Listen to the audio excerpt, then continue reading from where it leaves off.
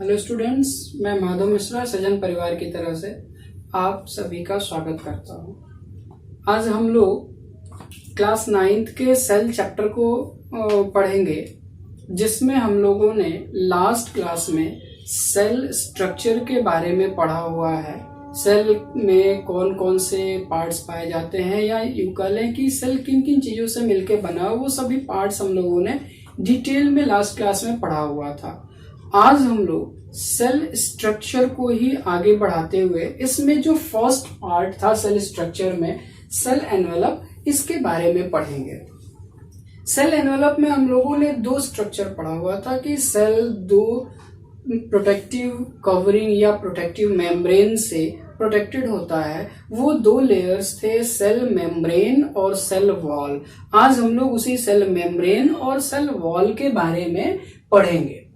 इसमें सबसे पहला जो स्ट्रक्चर था वो था सेल मेम्ब्रेन। चलिए तो हम लोग आज का वीडियो स्टार्ट करते हैं।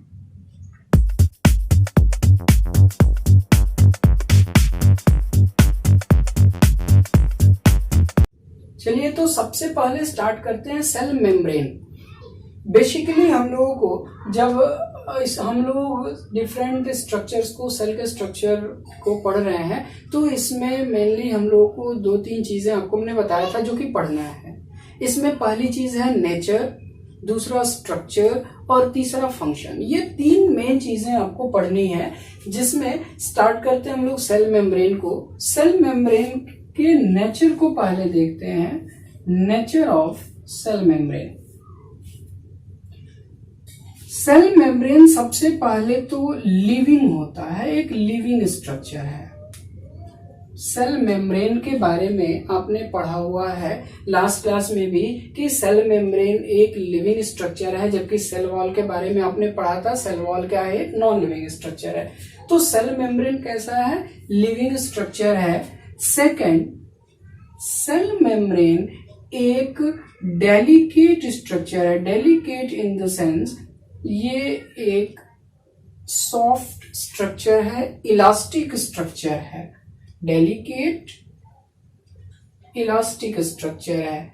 एंड सेल मेम्ब्रेन एक थिन लेयर होता है, बहुत ही थिन लेयर होता है, जिसकी अगर थिकनेस की बात करें तो ये 70 एंगस्ट्रॉम इसकी थिकनेस होती है। एंगस्ट्रॉम में 70 एंगस्ट्रॉम, नैनोमीटर में कहें तो 7 नैनोमीटर इसकी थिकनेस होती है। और ये एक ऐसा लेयर है जो क्या करता है, पूरे सेल को कवर करता है चारों तरफ से। इसके अलावा अगर इस सेल मेम्ब्रेन की बात की जाए तो इस सेल मेम्ब्रेन को कई नेम दिए जाते हैं। जैसे इस सेल मेम्ब्रेन को बायो मेम्ब्रेन,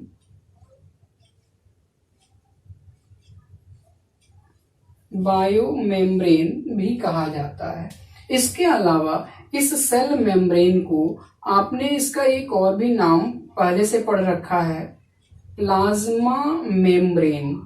इसको प्लाज्मा मेम्ब्रेन भी कहते हैं। इसी सेल मेम्ब्रेन को यूनिट मेम्ब्रेन भी कहते हैं। इसी सेल मेम्ब्रेन को सेमी परमिएबल मेम्ब्रेन कहते हैं। Semi permeable membrane. इसी सेल मेम्ब्रेन को सेलेक्टिव परमिएबल मेम्ब्रेन भी कहते हैं। Selective permeable membrane. तो कह रहे ये इसके डिफरेंट नेम्स हैं, ये अलग अलग नेम से इसी सेल मेम्ब्रेन को जाना जाता है। अक्सर एग्जाम में इनमें से कोई भी नेम दे देता है, तो कंफ्यूज नहीं होना है। ये सब इस सेल मेम्ब्रेन का ही नेम है। जो प्लांट सेल और एनिमल सेल, यहाँ पे आपने सेल मेम्ब्रेन का कैरेक्टर भी पढ़ा था कि ये प्लांट सेल और एनिमल सेल दोनों में पाया जाता है। प्लांट सेल और एनिमल सेल दोनों में ही ये सेल मेम्ब्रेन पाया जाता है।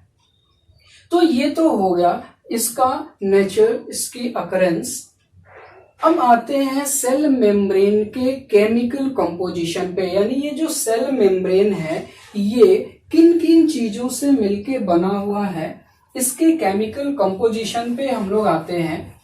तो नेक्स्ट जो इसमें पॉइंट है नेचर के बाद, वो है chemical composition of cell membrane.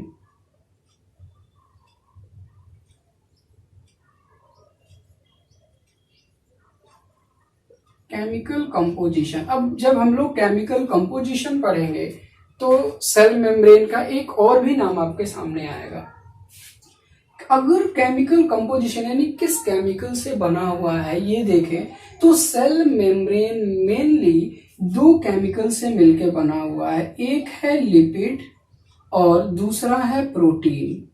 इन दो चीजों से मिलके बना होता है सेल मेम्ब्रेन। लिपिड में ये कैसा लिपिड होता है? फॉस्फोलिपिड। फॉस्फोलिपिड, इसमें अगर पूरे सेल मेम्ब्रेन के स्ट्रक्चर को देखें तो इसमें 75% जो है ये फॉस्फोलिपिड ही पाया जाता है। और लिपिड के अलावा इसमें प्रोटीन्स पाए जाते हैं। इसके अलावा इसमें कुछ पॉलीसैकेराइड्स और कोलेस्ट्रॉल भी पाया जाता है। कोलेस्ट्रॉल और कुछ पॉलीसैकेराइड्स भी पाए जाते हैं। लेकिन मेनली अगर बात करें तो जो सेल मेम्ब्रेन होता है वो लिपिड और प्रोटीन का ही बना होता है। एग्जाम्स में आपसे पूछता भी है तो लिपिड और प्रोटीन के बारे में ही पूछा जाता है। अब चूंकि ये लिपिड और प्रोटीन इन दो चीजों से मिलके बना है, इसलिए सेल का इस सेल मेम्ब्रेन का एक और भी नाम देते हैं, लिपोप्रोटीन मेम्ब्रेन। इसको लिपोप्रोटीन मेम्ब्रेन भी कहा जाता है। तो ये हो गया इसका केमिकल कंपोजिशन, यानी सेल मेनली लिपिड और प्रोटीन से मिलकर बना हुआ है, जिसमें लिपिड पोर्शन ज्यादा होता है। ये लिपिड पोर्शन लगभग 75% होता है, जो कि फॉस्फोलिपिड होता है, इसका मेन पार्ट होता है। और इसमें कुछ प्रोटीन भी पाए जाते हैं। प्रोटीन के अलावा कोलेस्ट्रॉल और पॉलीसैकेराइड भी है। चूंकि मेनली ये लिपिड और प्रोटीन से मिलकर बना होता है, इसलिए सेल मेम्ब्रेन को लिपोप्रोटीन मेम्ब्रेन के नाम से भी जानते हैं। तो ये तो हो गया सेल मेम्ब्रेन का केमिकल कंपोजिशन। अब आते हैं नेक्स्ट जो पार्ट है इसका, सेल मेम्ब्रेन का स्ट्रक्चर। इसका स्ट्रक्चर कैसा होता है, ये कैसे ये बना हुआ है। तो नॉर्मली अगर सेल मेम्ब्रेन के स्ट्रक्चर की बात करें तो सेल में अगर किसी स्ट्रक्चर को देखना हो तो सेल में मेनली लाइट माइक्रोस्कोप से या कंपाउंड माइक्रोस्कोप जिसे कहते हैं हम लोग, उससे अगर देखें तो हम लोगों को केवल सेल में सेल का न्यूक्लियस दिखाई पड़ता है। चूंकि न्यूक्लियस साइज में बड़ा होता है इसलिए न्यूक्लियस दिखाई पड़ता है और सभी ऑर्गेनेल्स नहीं दिखाई पड़ते। लेकिन अगर इलेक्ट्रॉन माइक्रोस्कोप से देखा जाए तो डिफरेंट सेल ऑर्गेनेल्स भी इसमें दिखाई पड़ते हैं। और वही सेल मेम्ब्रेन के स्ट्रक्चर को भी देखने के लिए इलेक्ट्रॉन माइक्रोस्कोप की जरूरत पड़ती है। जब सेल मेम्ब्रेन को इलेक्ट्रॉन माइक्रोस्कोप से देखा जाता है तो कुछ इस तरह का दिखाई पड़ता है।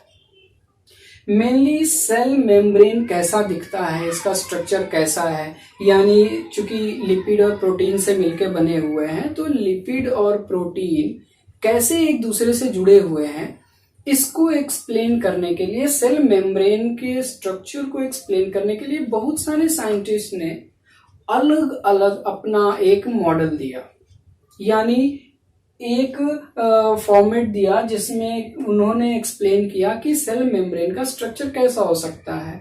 जिसमें बहुत सारे मॉडल्स दिए गए, sandwich model, unit membrane model, double layer model. इसमें एक जो सबसे ज्यादा सुटेबल और जो कि सबसे ज्यादा एक्सेप्टेबल मॉडल था वो मॉडल था fluid mosaic model. Fluid mosaic model ये एक ऐसा सेल मॉडल था जो सेल मेम्ब्रेन के पूरे स्ट्रक्चर को अच्छे से ये डिस्क्राइब करता है। इस फ्लूइड मोज़ेक मॉडल को दिया किसने था, तो दो साइंटिस्ट थे, शिंगर एंड निकोलसन। ये दो साइंटिस्ट थे जिन्होंने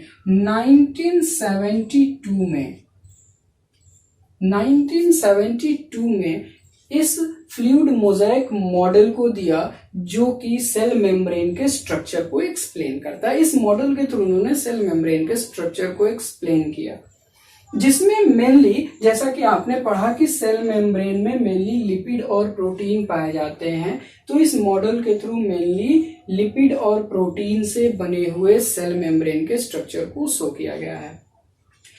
चलिए इस स्ट्रक्चर को समझते हैं। इस स्ट्रक्चर का, इस मॉडल का नेम है फ्लूइड मोज़ेक मॉडल। किसने दिया? सिंगर एंड निकोलसन ने 1972 में दिया। अब इस मॉडल में इन्होंने दो चीजें बताई। सिंगर एंड निकोलसन ने कहा कि ये जो सेल मेम्ब्रेन है, इसका स्ट्रक्चर लिपिड बाइलेयर से बना हुआ है, यानी इसमें लिपिड के दो लेयर है। देखिए, एक लेयर ये लिपिड का, ये दूसरा लेयर। लिपिड के दो लेयर हैं और ये दो लेयर अरेंज हैं, एक दूसरे के पैरेलल अरेंज हैं, और इन लिपिड लेयर्स के बीच बीच में प्रोटीन्स, ये जो आपको स्ट्रक्चर्स दिखाई पड़ रहे हैं, ये क्या है? ये प्रोटीन्स हैं। प्रोटीन्स भी प्रेजेंट हैं। तो इन्होंने कहा कि दो लेयर है लिपिड का और बीच बीच में प्रोटीन प्रेजेंट है। अब यहाँ पे जो प्रोटीन का पोजीशन है, अगर इसके लोकेशन को देखें तो प्रोटीन दो जगह है। एक तो इस लिपिड लेयर, ये जो लिपिड लेयर है, इसके ऊपर सरफेस को कवर कर रहा है प्रोटीन। तो जो प्रोटीन आउटर सरफेस पे है, इस प्रोटीन को कहते हैं एक्सट्रिंसिक प्रोटीन। कुछ प्रोटीन्स लिपिड लेयर के आउटर सरफेस को कवर कर रहे हैं, उनके ऊपर पाए जाते हैं, इसलिए इनको कहते हैं एक्सट्रिंसिक प्रोटीन। कुछ प्रोटीन्स जो हैं, ये देखिए बीच बीच में प्रेजेंट हैं, जो लिपिड लेयर्स के बीच में है, जो इनर साइड में है लिपिड बाइलेयर के, इनको क्या कहते हैं? Intrinsic protein. इन यानी अंदर, जो लिपिड बाइलेयर के अंदर प्रेजेंट है।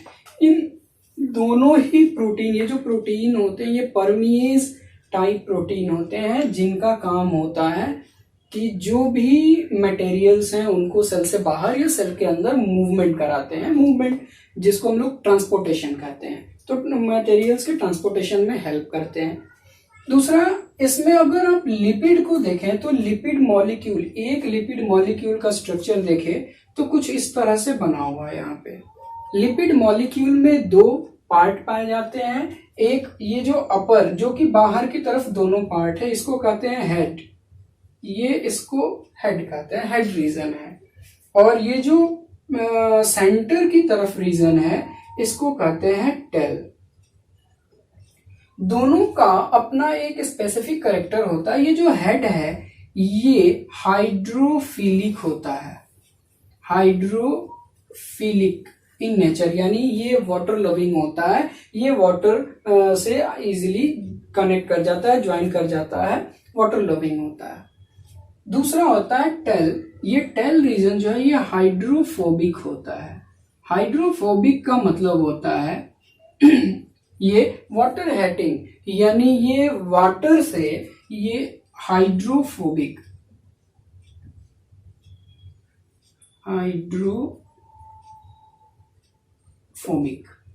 ये जो है हाइड्रोफोबिक, ये देखिए सेंटर की तरफ आ जाता है, यानी हाइड्रोफोबिक रीजन सेंटर की तरफ होता है, बीच में होता है, और हाइड्रोफिलिक रीजन जो है वो दोनों बाहर की तरफ होते हैं। मान लीजिए ये हो गया सेल के बाहर का स्ट्रक्चर, ये लेयर ऐसे ही होगा, ये लेयर ऐसे सेल को, पूरे सेल मेम्ब्रेन को बनाएगा। मान लीजिए ये सेल का आउटर रीजन हो गया, और ये हो गया इधर सेल का इनर रीजन।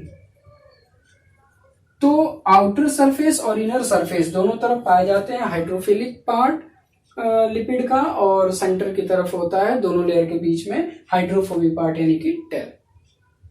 तो इस तरह से ये लिपिड के दो लेयर अरेंज होते हैं, जिनके बीच बीच में एक्सट्रिंसिक और इंट्रिंसिक प्रोटीन्स पाए जाते हैं। एक्सट्रिंसिक प्रोटीन को सरफेस प्रोटीन भी कहते हैं, सरफेस प्रोटीन। इनके लिए एक और भी नाम दिया जाता है, इनके लिए एक टर्म दिया जाता है आइसबर्ग्स इन सी। जैसे सी में आइसबर्ग्स दिखाई पड़ते हैं, वैसे ही ये लिपिड के सी में, लिपिड का जो सी है मान लिया कि लिपिड्स का एक सी है जिसके बीच बीच में ये आइसबर्ग्स दिखाई पड़ रहे हैं प्रोटीन, तो इनको आइसबर्ग्स इन सी के का भी एक एक्सप्लेनेशन दिया जाता है। तो ये रहा फ्लूइड मोज़ेक मॉडल जिसके थ्रू सिंगर एंड निकोलसन ने 1972 में सेल मेम्ब्रेन के स्ट्रक्चर को एक्सप्लेन किया था। तो ये हमने पढ़ा स्ट्रक्चर ऑफ सेल मेम्ब्रेन। अब सेल मेम्ब्रेन का लास्ट जो पॉइंट है वो है इसका फंक्शन, कि सेल मेम्ब्रेन क्या फंक्शन शो करता है, इसका काम क्या है सेल में। तो हम लोग आते हैं इसके फंक्शन पे, सेल मेम्ब्रेन क्या फंक्शन शो करता है।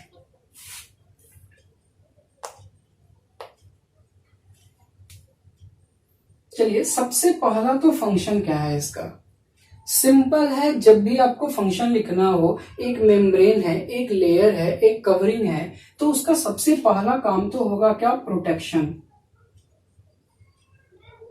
प्रोटेक्शन, ये सेल मेम्ब्रेन सेल को क्या करता है, एक प्रोटेक्शन देता है, यानी सेल के अंदर जो भी cytoplasm, nucleus, different cell organelles है उनको प्रोटेक्ट करता है। सेकंड इसका फंक्शन क्या है, अगर सेल मेम्ब्रेन के फंक्शन को देखें तो एक है सेपरेशन। सेपरेशन, मान लीजिए ये कुछ सेल्स हैं, ये कुछ सेल्स हैं एक साथ, लेकिन इन सेल्स का जो मटेरियल है, हर एक सेल का जो अपना मटेरियल है, मटेरियल इन द सेंस उसका साइटोप्लाज्म और न्यूक्लियस, ये सारी चीजें अलग अलग हैं। ये किस वजह से हैं, ये इस सेल मेम्ब्रेन की वजह से है। ये सेल मेम्ब्रेन है जो सेल के मटेरियल को उसके अंदर रखे हुए है, कंटेन किए हुए है, और ये सेल मेम्ब्रेन इस सेल के अंदर जो भी मटेरियल है उसको एक्सटर्नल इन्वायरमेंट से सेपरेट करने का काम करता है, अलग करने का काम करता है। इसलिए ये सेल मेम्ब्रेन सेलुलर मटेरियल को एक्सटर्नल इन्वायरमेंट से सेपरेट रखने का भी काम करता है, सेपरेशन का काम करता है।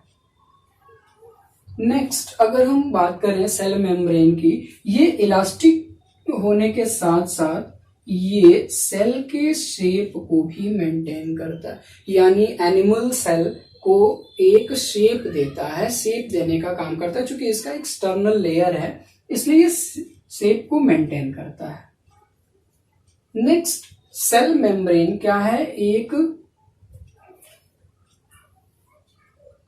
ये ट्रांसपोर्टेशन में भी हेल्प करता है। सेल मेम्ब्रेन ट्रांसपोर्टेशन में भी हेल्प करता है। ट्रांसपोर्टेशन का मतलब क्या है, सिंपल है, कोई भी सेल है, लिविंग सेल है, तो लिविंग सेल को कुछ न्यूट्रिएंट्स की जरूरत पड़ती है।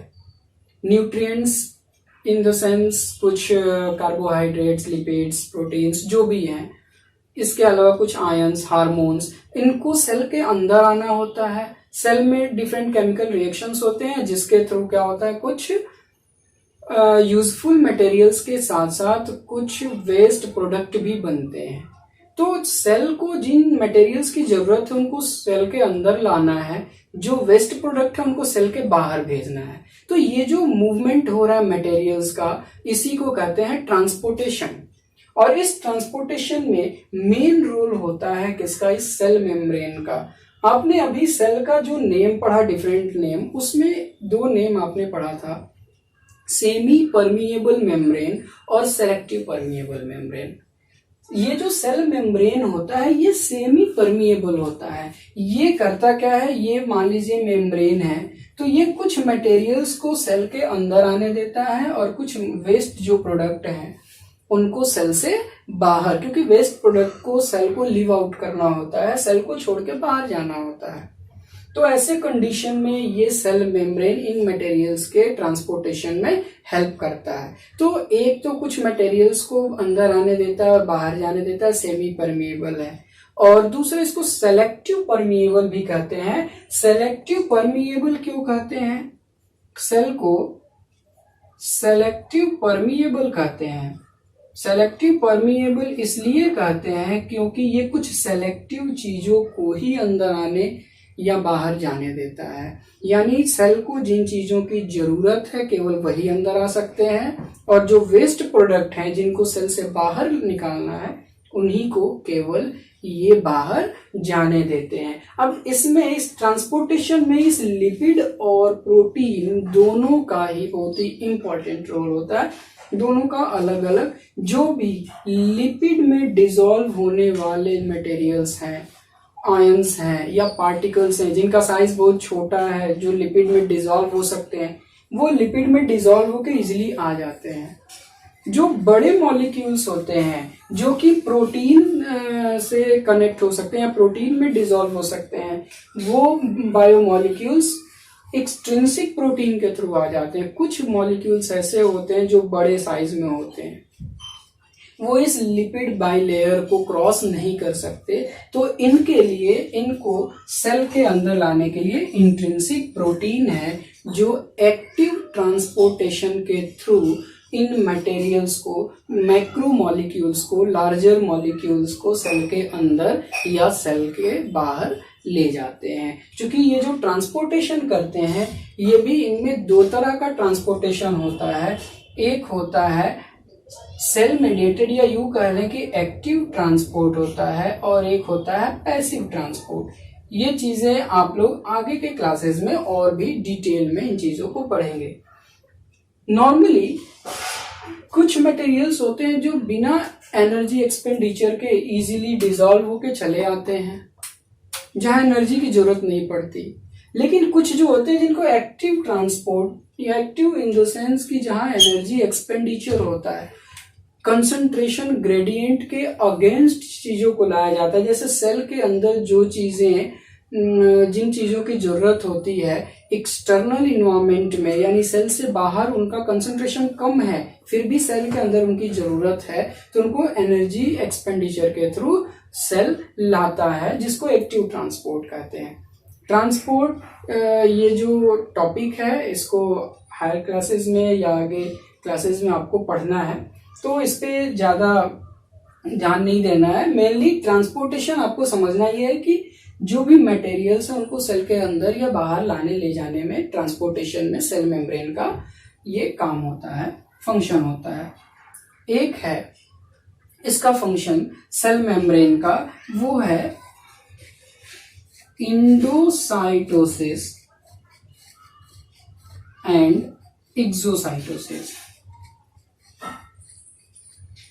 कुछ पार्टिकल्स ऐसे होते हैं जिनको सेल मेम्ब्रेन क्या करता है, ये सेल मेम्ब्रेन है, मान लीजिए ये पार्टिकल है, इसको सेल के अंदर लेना है, तो ये सेल मेम्ब्रेन क्या करता है, ऐसे एक वेजाइकल लाइक स्ट्रक्चर बनाता है, और इसी वेजाइकल के अंदर ये आ जाता है पार्टिकल, और फिर इसको सेल के अंदर ले लेता है वेजाइकल के साथ। इसको कहते हैं इंडोसाइटोसिस। यानी कुछ स्मॉलर पार्टिकल्स को, लिक्विड पार्टिकल्स को, लिक्विड ड्रॉपलेट्स को, या सॉलिड पार्टिकल्स भी हो सकते हैं, आयंस, सॉल्ट्स हो सकते हैं, उनको सेल के अंदर इंडोसाइटोसिस यानी सेल के अंदर इंजेस्ट करना, इंजेशन ऑफ पार्टिकल्स, सॉलिड और लिक्विड पार्टिकल्स, इसको कहते हैं इंडोसाइटोसिस, अंदर लेना। और कुछ पार्टिकल्स मान लीजिए जो अंदर है, वेस्ट पार्टिकल्स, इनको बाहर निकालना है, तो ये भी मूव करते हैं, यहाँ पे वेजाइकल लाइक स्ट्रक्चर बनता है, और ये फिर वेजाइकल के अंदर चले जाते हैं, फिर ये वेजाइकल जो है बाहर की तरफ बर्स्ट करता है, वो पार्टिकल बाहर निकल जाता है। तो इस तरह से इंडोसाइटोसिस और एक्सोसाइटोसिस का भी ये फंक्शन परफॉर्म करता है सेल मेम्ब्रेन। तो ये आपने पढ़ा सेल मेम्ब्रेन का नेचर, उसका स्ट्रक्चर, केमिकल कंपोजिशन और function of cell membrane. Next हम लोग पढ़ते हैं सेल वॉल। चलिए, तो सेकेंड सेल एनवेलप में जो सेकेंड पार्ट है सेल वॉल, इसको पढ़ते हैं। सेल वॉल में बेसिकली सबसे पहले तो इसके नेचर और अकरेंस की बात करते हैं। Nature and occurrence.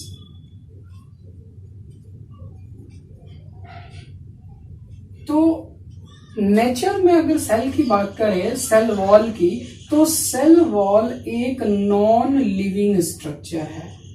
Non living structure आपको लास्ट वीडियोस में भी, आप जब स्ट्रक्चर्स के बारे में पढ़ रहे थे, तो वहां भी हमने बताया था कि सेल मेम्ब्रेन तो लिविंग स्ट्रक्चर है, लेकिन ये जो सेल वॉल है ये एक नॉन लिविंग स्ट्रक्चर है।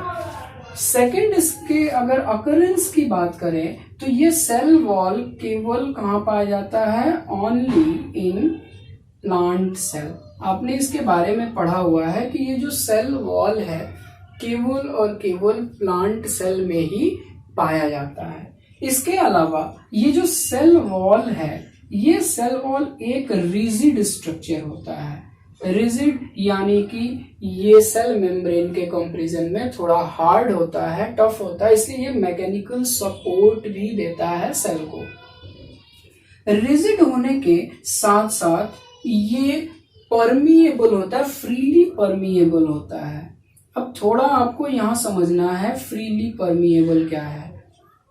फ्रीली परमिएबल मेम्ब्रेन होता है, जैसे हम लोगों ने सेल मेम्ब्रेन में पढ़ा हुआ है कि सेल मेम्ब्रेन क्या होता है? सेलेक्टिव परमिएबल होता है, सेमी परमिएबल होता है, यानी ये सेल मेम्ब्रेन सभी मटेरियल्स को सेल के बाहर या अंदर फ्रीली मूवमेंट नहीं करने देता है। वो कुछ सेलेक्टिव चीजों को ही सेल के अंदर आने देता है, सेल से बाहर जाने देता है। लेकिन ये जो सेल वॉल है ये कैसा होता है? Freely permeable. फ्रीली परमिएबल का मतलब ये सेलेक्टिव मटेरियल्स के ट्रांसपोर्टेशन में हेल्प नहीं करता, बल्कि ये सभी हर तरह के मटेरियल इसके थ्रू मूव कर सकते हैं। तो ये फ्रीली परमिएबल मेम्ब्रेन होता है। इसके अलावा आपने पढ़ा ये कैसा है? नॉन लिविंग है, केवल प्लांट में पाया जाता है, रिजिड है, फ्रीली परमिएबल। तो ये तो हो गया नेचर एंड अकरेंस। अगर सेल वॉल के स्ट्रक्चर की बात करें, इसका केमिकल कंपोजिशन और स्ट्रक्चर कैसा है?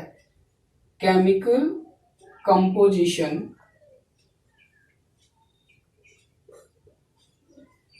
या इसी को कह लें स्ट्रक्चर।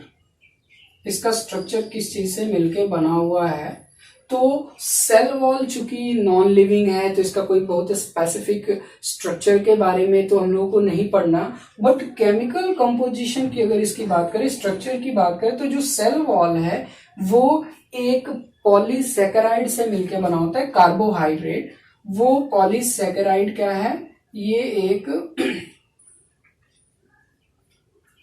पॉलीसेकेराइड से बना होता है और वो पॉलीसेकेराइड का नाम है, बहुत ही इंपॉर्टेंट नेम है, ध्यान रखिएगा इसको, सेलुलोज। एग्जाम में अक्सर पूछता है सेल वॉल किस चीज का बना होता है?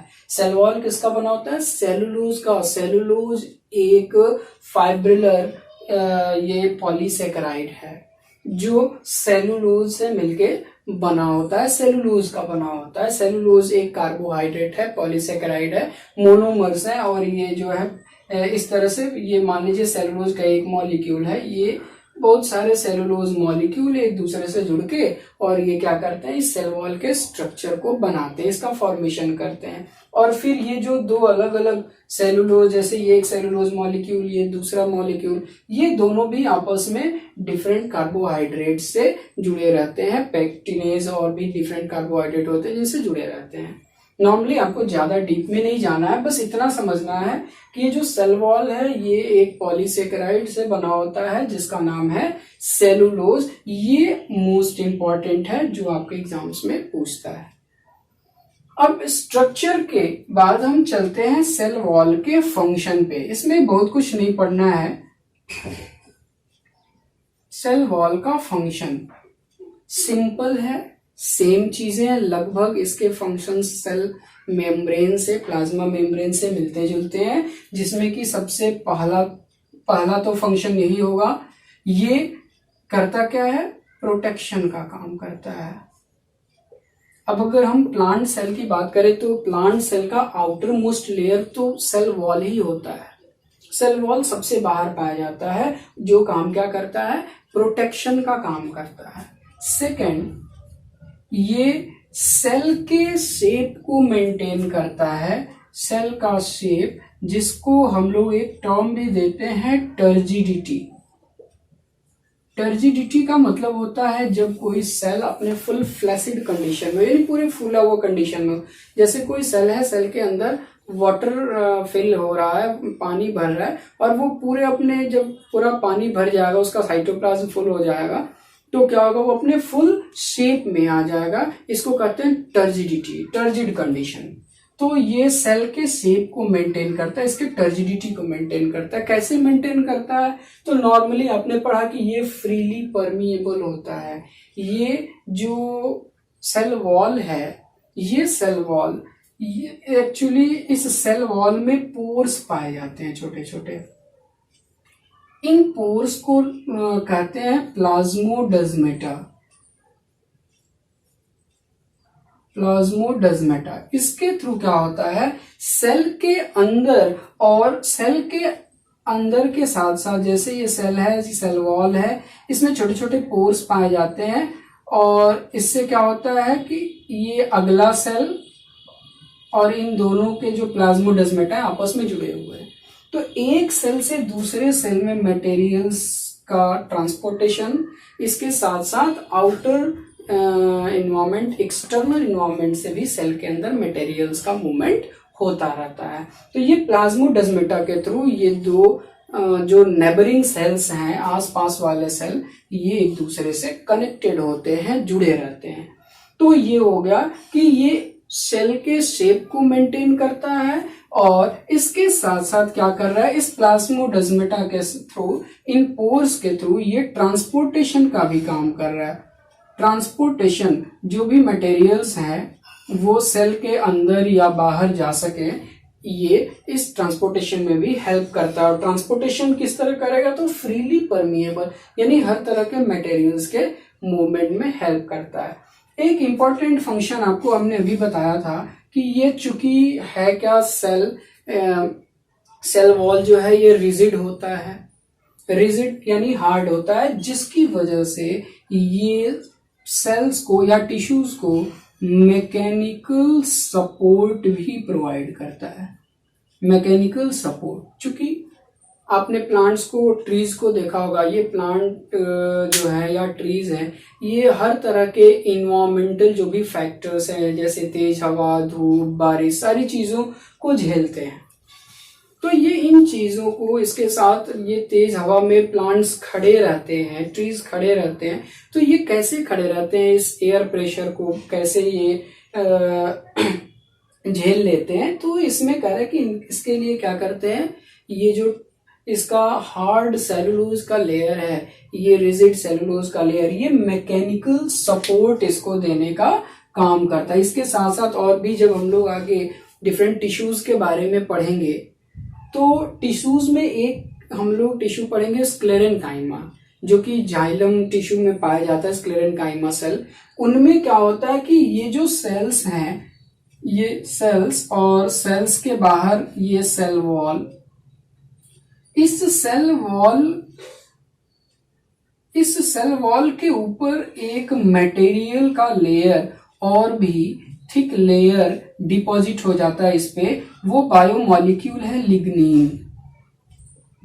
लिग्नीन, इसको डिटेल में हम लोग पढ़ेंगे वहां, जिसकी वजह से ये और भी ज्यादा हार्ड हो जाता है। एक तो सेलुलोज, ऊपर से इस पे लिग्नीन का डिपोजिशन हो गया, और भी ज्यादा हार्ड हो जाता है, जिसकी वजह से ये पूरे ट्री को एक मैकेनिकल सपोर्ट देता है, जिसकी वजह से वो खड़ा रहता है। एयर प्रेशर और सारी चीजों में भी वो आसानी से खड़ा रहता है, गिरता नहीं है। तो ये हो गए इंपॉर्टेंट फंक्शन सेल वॉल के। तो आज हम लोगों ने सेल एनवेलप, जिसमें सेल मेम्ब्रेन और सेल वॉल के बारे में पढ़ा। नेक्स्ट क्लास में हम लोग न्यूक्लियस, उसके स्ट्रक्चर और उसके फंक्शन के बारे में पढ़ेंगे। आज का क्लास यही समाप्त करते हैं। आप ये वीडियोस देखते रहिए, नोट्स बनाते रहिए, और आपके जो भी क्वेश्चंस हैं, क्वेश्चंस भी अपने पूछते रहिए। अगर किसी भी कोई भी प्रॉब्लम होती है, आपको टॉपिक ना समझ में आए या कोई क्वेश्चन हो आपके दिमाग में, तो वो भी आप कमेंट बॉक्स में अपने क्वेश्चंस भी लिखते रहिए। और बाकी आप चैनल को सब्सक्राइब करिए, लाइक करिए और अपने फ्रेंड्स के साथ शेयर करते रहिए। Thank you.